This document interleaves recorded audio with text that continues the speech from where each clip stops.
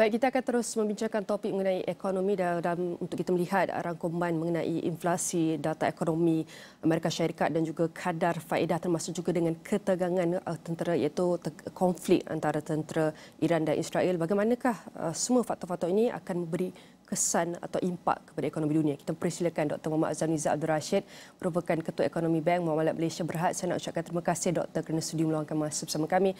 Doktor, pertama sekali untuk kita lihat kepada data iaitu data ekonomi Amerika Syarikat yang dilihat begitu kukuh terhadap kadar faedah, dan kita nak lihat bagaimanakah kesan ini kepada kadar faedah di Malaysia terutamanya dalam konteks kestabilan ekonomi negara. Okey, sebelum berlakunya ketegangan konflik di Timur Tengah pada tempoh hari ataupun pada hari Ahad yang lalu, data ekonomi di Amerika Syarikat terutamanya berkenaan dengan kadar inflasi meningkat tinggi ke paras 3.5%. Justru ia memberi gambaran bahawa pihak Rizal Persekutuan Amerika Syarikat mungkin tidak orang kata tu tergesa-gesa lah mahu menurunkan kadar faedah mereka. Jadi data ini seharusnya orang kata tu akan membuat satu sokongan yang kukuh terhadap nilai dolar Amerika Syarikat. Namun apabila berlaku situasi yang sedang berlangsung di Timur Tengah, ini juga mewujudkan satu ketidakpastian terhadap impak ini kepada ekonomi dunia, terutamanya pada harga minyak dan bagaimana ia memberi kesan kepada inflasi, dan juga apakah ia akan memberi kesan kepada harga barangan yang lain, terutamanya harga barangan makanan. Justru dari segi ketidakpastian ataupun uncertainties itu telah pun meningkat dengan tinggi, dan pasaran kebiasaannya memang tidak gemar akan ketidakpastian ekonomi ini, dan justru akan berlaku suatu bentuk volatility ataupun kemerorapan pasaran yang dijangka akan berlaku. Dan di sini saya melihat pihak kerajaan, pihak bank negara telah pun mengambil langkah yang proaktif dengan mengeluarkan kenyataan bahawa mereka dalam kedudukan yang bersedia untuk menghadapi sebarang kemungkinan, dan dengan komunikasi yang sebegini sudah pasti ia mewujudkan suatu setidaknya menunjukkan suatu suasana yang melegakanlah. Ia menunjukkan bahawa pihak berkuasa, pihak kerajaan cakna tentang perkembangan semasa dan bersiap siaga untuk menghadapi sebarang kemungkinan bagi memastikan kedudukan ekonomi kekal stabil dalam tempoh terdekat ini. Dan seperti yang doktor katakan bahawa iaitu ketidaktentuan uncertainty dalam pasaran ekonomi dilihat akan meningkat, dan kita nak tambah juga dengan konflik kenderaan antara Iran dan Israel yang dikatakan akan meningkat, boleh membawa kepada cabaran besar kepada ekonomi secara makro, terutamanya dalam hal harga minyak mentah. Dan bagaimanakah untuk kita memahami kesannya terhadap inflasi di Malaysia? Saya rasa kebimbangan yang nombor satu adalah bagaimana nilai mata wang ringgit akan bergerak pada masa akan datanglah. Kerana nilai ringgit ni seperti yang kita sedia maklum banyak disebabkan oleh faktor-faktor luaran. Kalau sebelum ini kita bercakap tentang situasi kadar faedah di Amerika Syarikat, dan sekarang ini situasi ketegangan militeri konflik di Timur Tengah pula menjadi suatu fokus yang mana kebiasaannya apabila berlaku ketidakpastian ini, permintaan terhadap mata wang selamat ataupun safe haven currency seperti mata wang dolar Amerika Syarikat bakal meningkat, dan ini juga akan memberi kesan langsung kepada nilai mata wang ringgit. Dan apabila kita membincangkan nilai mata wang ringgit dan kemungkinannya ia akan berlaku suatu bentuk kemurapan, sudah pasti kebimbangan seterusnya apakah ia akan menyumbang kepada kenaikan harga barang, utamanya barangan makanan dan sebagainya lah. Dan di sini saya rasa peranan kerajaan untuk mewujudkan suatu keyakinan bahawa kerajaan dalam posisi yang bersiap siaga adalah amat penting untuk orang kata itu meredakan kebimbangan terhadap impaknya kepada ekonomi Malaysia, terutamanya dari segi kenaikan harga barangan dan bagaimana ia memberi kesan kepada kos sara hidup secara keseluruhannya.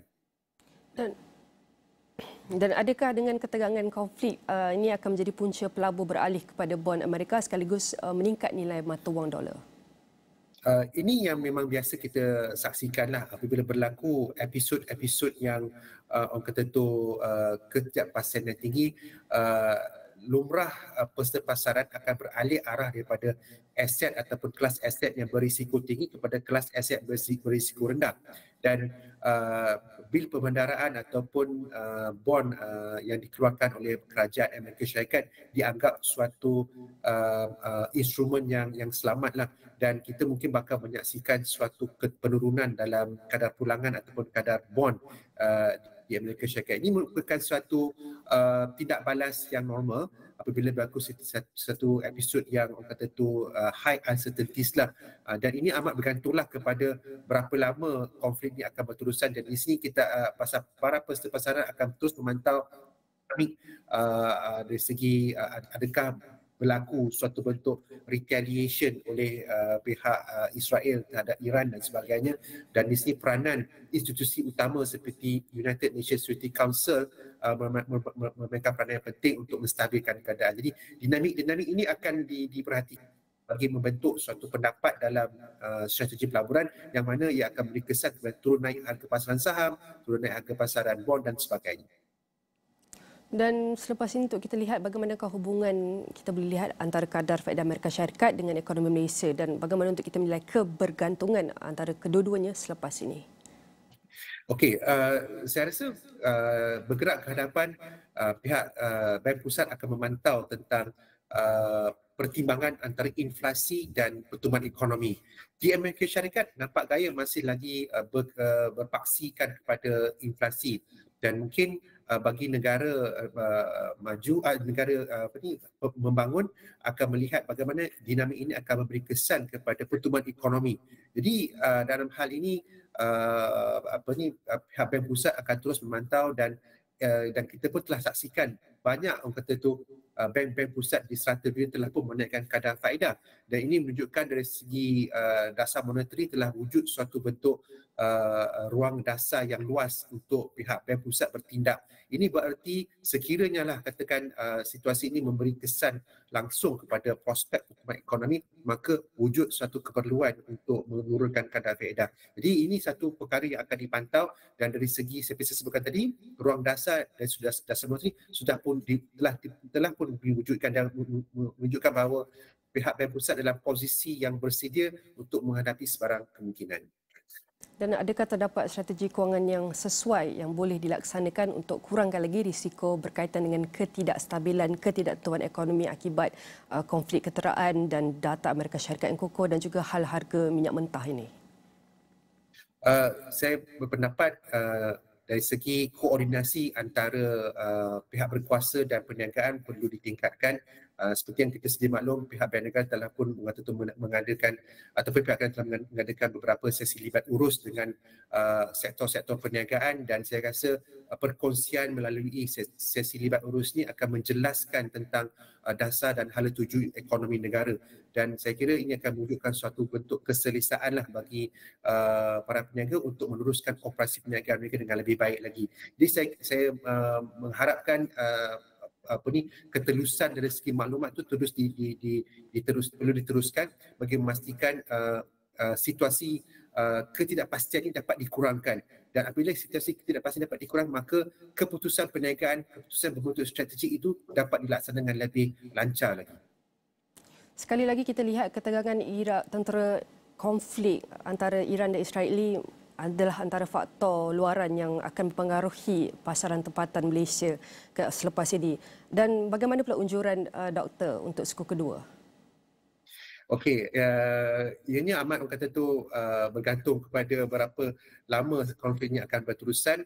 Tapi buat masa ini, perkara ini masih lagi baru, maka adalah terlalu awal untuk kita untuk membuat suatu penilaian semula.